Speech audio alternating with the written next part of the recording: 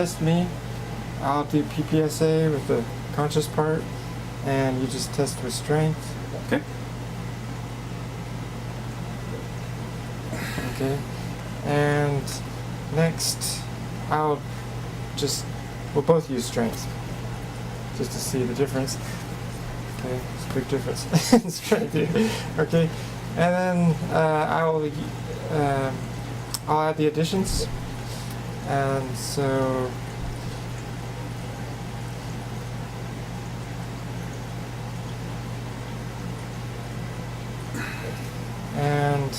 this time I'll do the conscious part and you add the additions.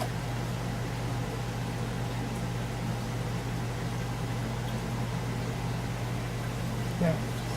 Okay. And this time we'll both do the additions.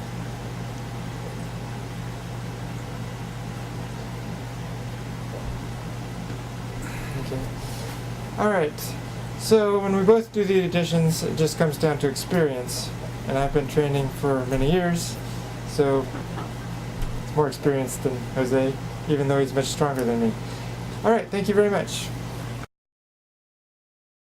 The conscious part is PPSA, positive thinking, good posture, stop calmly in that posture, and then put your attention on that flow of ki, the torus pattern, and raise your arm. Okay, and if I test with strength, I cannot bend your arm, that's good.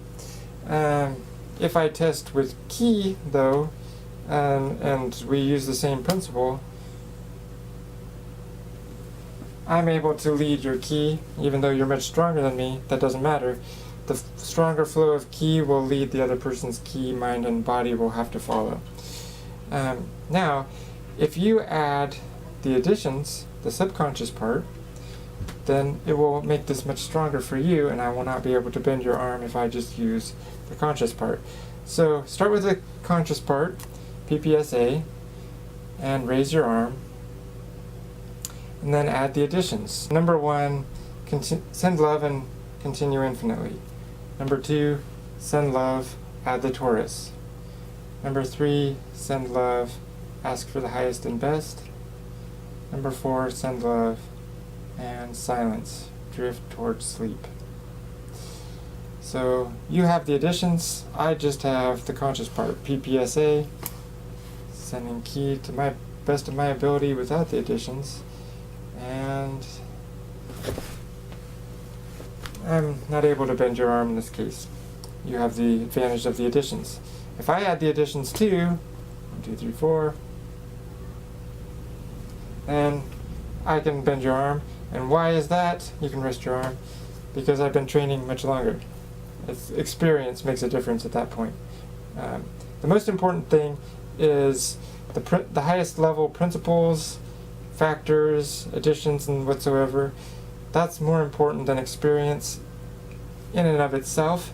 But if we're using the same principle, or I'm using a higher principle, then I will win each time. If you're using a higher principle than I am, then you'll win even if I have more experience. That's how it works.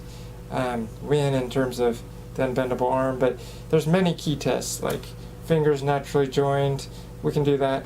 So this time you test me. Try to pull my fingers apart. I'm extending ki. This is stable. If we test again with strength, and it's so much easier to open them. If I extend ki with PPSA and you add the additions, you should be able to open them. Yes. And if I add the additions, and you can add the additions too.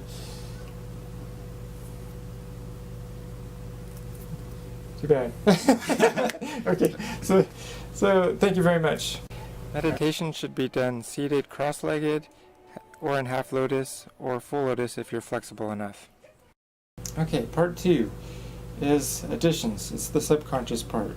First we'll start with the instructions for the subconscious mind. And they are, number 1, continue infinitely. Number 2, add the torus. Okay, the torus is that shape. Just add it again, because there are some principles that don't consider the torus, so you add the torus to them. Number 3 is ask the subconscious for the highest and best. It's aware of much more. It's the awareness of our soul, and so it's aware of much more than we can imagine, consciously, or intellectually, or academically speaking. Okay. Finally, number 4 is not for the subconscious mind so much as it's a way to allow the subconscious mind to emerge more fully, because it stays dormant sort of in the background most of the time. And it's aware of everything, but it's sort of hiding. So what we want to do is bring it to the front. But it will not come to the front as long as our conscious mind is chattering away, making noise. So we want to next bring the silence to the conscious minds, or to the intellect. To do that, the best way is by drifting towards sleep. So every night before you go to sleep, you go through the period of great meditation, but it's only for a few seconds maybe, or until you reach sleep. In this case, you want to hold that period of silence while you remain on the border between waking and sleeping, when you get very close to falling asleep. And that's it, except for one thing. Rather than ask the subconscious mind in a controlling manner, though it's part of you, it's part of each of us, send love to the subconscious. Do it in a kind way, as if you're speaking to your loved one, beloved, for each of these. So for me, the way I do that is I say, I love you, please continue infinitely. I love you, add the torus. I love you, please give your highest and best. And I love you, silence, drift towards sleep. Part 2 is ended. Thank you.